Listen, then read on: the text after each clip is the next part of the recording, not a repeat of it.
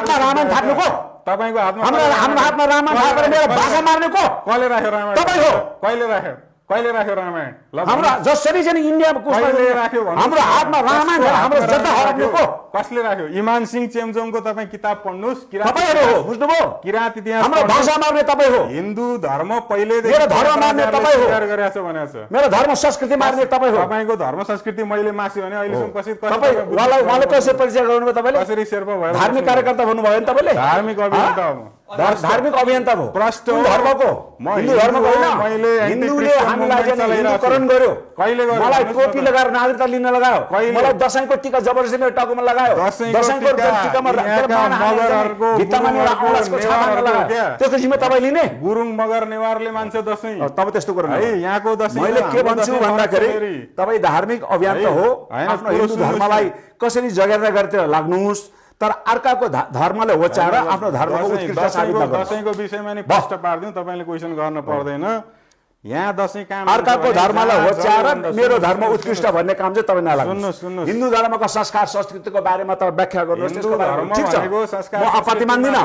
तर क्रिस्चियनलाई डाउन गरेर बुद्धिस्टलाई डाउन गरेर हिन्दू धर्मको उत्कृष्ट साबित गर्नुहुन्छ, तपाईँ गलत बाटोमा हुनुहुन्छ। कहिले पनि बुद्धिस्टलाई डाउन गरेको छैन। र अर्को कुनै हिन्दू धर्म भनेको आयुर्वेद पनि छ, ज्योतिष विज्ञान पनि छ, सबैको छ। तपाईँको धर्म मात्र होइन, त्यो बुद्धिस्टमा पनि छ, त्यो क्रिस्चियनमा, त्यो मुस्लिममा पनि छ, त्यो किराँतीमा पनि छ, सबै धर्ममा छ। हाम्रोमा आमजी भने चाहिँ तपाईँको चाहिँ जडीबुटीको डक्टर नै छुटेछ। हो त मैले बुद्धिस्टलाई किराँतीको पनि छ, मैले बुद्धिस्ट किराँतीको पनि छ, किराँतीको छ। मैले बुद्धिस्ट मैले भन्छु एक शब्द बोलेको छैन। तपाईमा एउटा चाहिँ संकीर्ण विचार चाहिँ के देख्यो भने अर्काको धर्मको खुट्टा काटेर मेरो आफ्नो धर्मको उचाइ चाहिँ बढ्दैन है। मेरो प्रश्न नेपालमा 4वटा मौलिक धर्म हो, हिन्दू, बुद्धिस्ट, किराँत र बोन। त्यही भएर सरकारले यसको संरक्षण गर्नुपर्छ। यहाँ जथा नाम धर्मान्तरण गराउन पाइँदैन। प्रष्ट कुरो यति हो। कसको? मेरो भनाइ। तपाईँ मलाई जबरजस्ती धर्मनिरपेक्षको परिभाषा के? त्यसको मुनि स्पष्टीकरण पनि छ। के छ? सनातन भनेको हिन्दू मात्र होइन। मैले सनातन हिन्दू भनेकै छैन। तपाईँ के बुझिराख्नु भएको छ? के सनातन? तपाईँले त्यसका मैले के भन्छु भने सनातन भनेको हिन्दू, बुद्धिस्ट, किराँत, बोन 4वटा हो। होइन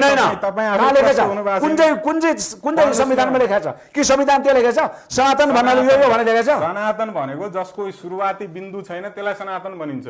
सुन्नुहोस्, नम्बर 1 उहाँ आज असाध्यै धार्मिक रूपले एउटा अभियन्ता धार्मिक रूपले असाध्यै कोले म एन्टी क्रिस्चियन मुभमेन्टकै मान्छे हो क्या। तपाईँ एन्टी क्रिस्चियन भएर नाच्छ के हामीलाई भन्नुहोस् न? मेरो भनेको म क्रिस्चियन हो त। तपाईँले उहाँलाई चाहिँ क्रिस्चियन महासङ्घको चाहिँ अध्यक्षसँग तपाईँले उहाँलाई बहस गराउनु पर्छ। के भन्दाखेरि धर्मनिरपेक्षको आस्थामा म के भन्छु भने धर्मनिरपेक्षताको स्पष्टीकरण पनि पढ्नुहोस् न। सकिसकेको भए मैले पढिसकेँ त। धर्मनिरपेक्ष भनेको राज्यले धर्म मान्दैन, व्यक्तिलाई कुन धर्म मान्ने या नमान्ने उसको नैसर्गिक अधिकार। यो महाभारतको युद्धबाट पारङ्गत भएको उहाँहरूको कुटिल चाल हुन्छ के हामीलाई चाहिँ हाम्रो धर्मनिरपेक्ष मोर्चालाई चाहिँ भङ्ग गर्नको लागि हाम्रो सबै धर्मनिरपेक्ष क्रिस्चियन, इसाई, हाम्रो धर्मनिरपेक्षको एउटा मोर्चा भएको थियो। त्यो मोर्चामा को थियो भन्नुहोस् न? बुद्धिस्ट थिए होइन, के अरे किराँती धर्मावलम्बी थिए, जैन थिए, क्रिस्चियन थिए, इसाई, सबै धर्म थियो। अनि उहाँलाई हाम्रो एकतालाई भाँड्नको लागि त्यसलाई चाहिँ विभाजन गर्नको लागि उहाँले के भन्यो भने हामी चाहिँ ओमकार है, ओमकार भनेको चाहिँ जसको चाहिँ सुरु अक्षरमा ओम आउँछ त्यो चाहिँ हामी भनेर चाहिँ पशुपतिको उसमा गेटमा ओमकार परिवार भएर हाम्रो बुद्धको झन्डा, बुद्धको चाहिँ नक्सा हामीलाई नसोच्दै राखिदियो। त्यसो हो भनेदेखि उहाँलाई बुद्धप्रति त्यत्रो चाहिँ के अरे आस्था रहेछ भने नेपालको झन्डा, इन्डियाको झन्डामा बुद्धको चाहिँ धर्म चक्र छ भने यो बुद्ध जन्मेको मुलुकमा यो झन्डामा किन बुद्धको चक्र राख्नु सक्नु तपाईँले? मैले राख्ने हो। तपाईहरु यो विषयमा तपाई अभियन्ता बोल्नुस् न। तपाई धार्मिक अभियन्ता बोल्नुस्। तपाई क्रिस्चियनको वकालत गर्दै हिँड्ने अनि क्रिस्चियन हो र? धर्मनिरपेक्षको अभियन्ता मैले बोल्छु। बुद्धिस्ट र बोनको किराँतको विरुद्ध एक शब्द बोलेको छैन है।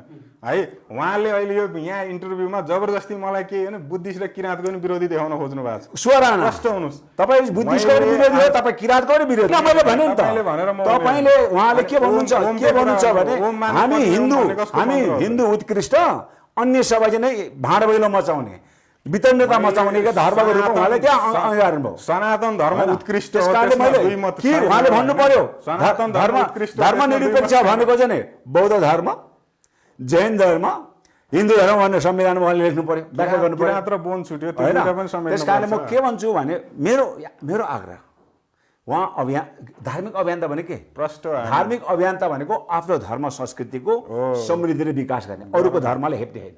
उनीहरूले त आफ्ना आफ्ना संस्कार हुन्छन्। क्रिस्चियनले तपाईँको हेर्नु, वेद मैले तपाईँको हेर्नु सुन्नु न, भने। तपाईँको वेदको सबल पक्ष होला, खराब पक्ष होला, बाइबलको सबल पक्ष होला, खराब पक्ष होला, हाम्रो चाहिँ त्रिपिटक पनि सबल पक्ष होला, खराब पक्ष होला, कुरानको पनि सबल पक्ष होला, खराब पक्ष होला।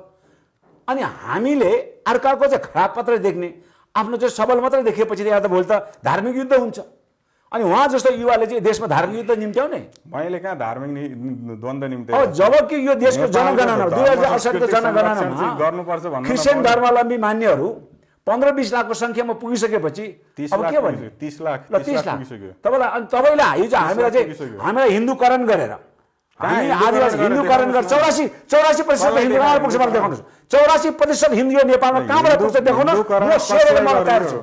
84% हिन्दू चाहिँ 84% हिन्दू यहाँ कुन संख्याले देखाउँछ भन्नुहोस्। म यो घाँटी सेयर तपाईँ सेरिएर मर्नु हो। तपाईँले हामीलाई हिन्दूमा राख्नु, तपाईँले हामीले हिन्दूकरणमा राख्नु। यहाँ जति थारू छ सबैले हिन्दूले छैन, थारूले बुद्धको मूर्ति राखेर पूजा गर्न थालिसक्यो। मजाले थारूले मजाले मगरले सुन्नुहोस् न, मगरले थारू मगरसँग अध्यक्ष फोन गरेर सोध्नु तपाईँ, मगरसँग अझ तपाईँ चाहिने कुरा छ। तपाईँ अर्का मेरा पनि मगर साथीहरु छन्, हामी हिन्दू छन्। नेपाल मगर संघले सोध्नु, तपाईँको चाहिँ राजावादी मगरले दसैँ मान्ला, बुद्धिमान तामाले दसैँ मान्छ भने सबै तामाले दसैँ मान्छ भन्नु पाइन्छ? मनकामना मन्दिरमा को छ पुजारी? राजेन्द्र लिङ्गदेनले चाहिँ दसैँ मान्छ भन्दैमा सबै लिम्बूले दसैँ मान्छ भन्नु पाइन्छ? सल्यानकोट देवीमा को छ पुजारी? मैले के भन्छु भन्दाखेरि नम्बर 1 कि सबै हिन्दूकरण गरेको। मैले के भन्छु 84% हिन्दूको संख्या देखाउनुहोस्। देखाइरहेछ त 12% मधेसीहरू हिन्दू, पहाडी ब्राह्मणहरू 18% खस्टे हामी मस्ट पूजा गर्छ, हामी हिन्दू बनाउँछौँ। त्यही सभ्यताको मान्छे उसले भनिसक्यो, त्यही सभ्यताको मान्छे हो भने मस्टोकै सभ्यताको मान्छे यहाँ उभिरहेको मस्ट भनेको हिन्दू खसले भनेको। अब त्यसपछि आएर देवतालाई मस्ट तराईका भन्नुहोस् है, मधेसीहरूमा हिन्दू धर्म मान्छ ल 24% मधेसीहरूमा ल 24% राख्नुहोस्, 12 24 36 भयो। दलितहरू मान्दैन, नेवारहरू के तपाईँको चाहिँ हिन्दू मान्दैन, बुद्धिस्ट मान्ने छैन, शाक्य मान्नेहरू चाहिँ बुद्धि मान्ने छैन, देवी मान्नेहरूको। त्यसकारणले तपाईँले 84% त इन्डियाको जोगी ल्याउनु पर्छ। कमल थापाको जोगीको लाइन ताती लगाएर पशुपतिमा जोगी गर्ने भने चाहिँ अनि 84% होइन। कमल थापाले त्यो उसमा ल्याउँछ नि, यहाँको चाहिँ जुलुसमा मान्छे पाउँदैन, अनि भारतबाट ट्रक जोगी ल्याउँछ नि, हो त्यसको संख्या जोडी 84%। कमल थापाको कार्यकर्ता नि, तपाईँ कमल थापा कार्यकर्ता। राजनीतिक दलले के गर्छ मलाई चासो पनि छैन हैन। तपाईँ अब राजनीतिक भएको हुनाले कति बाध्यताले बोल्नु पर्छ? मलाई छैन, तपाईँ बाध्य, तपाईँ आज क्रिस्चियनको विरुद्धमा 20 ममन गर्न कसले यसो ट्याङ के अरे पैसा भएपछि शिवको पनि नेत्र चाहिँ 3 नेत्र खोल्छ, तपाईँको पनि 3 नेत्र खोल्दा छ अहिले, तपाईँको नेत्र पनि ठुलो छ होइन। समर्थन यसकै लागि गरिराख्नु भएको त्यसो भए म भन्छु, मेरो तपाईँलाई अनुरोध, तपाईँ जस्तो युवा मान्छे बुद्धिजीवी मान्छेले धर्मको आधारमा कसैले अपमान नगर्नु। आलम देवीमा मगर पुजारी, मनकामनामा मगर पुजारी, यी सबै हिन्दूकरण गरेका हुन् के साथी? मगर पुजारी, तपाईले अहिले पृथ्वीनारायण शाह भन्दा अगाडि जयस्थिति मल्लको पालादेखि अथवा सिन्धु घाटी सभ्यता, सिन्धुबाट चाहिँ तपाईँ कुमाउगढमा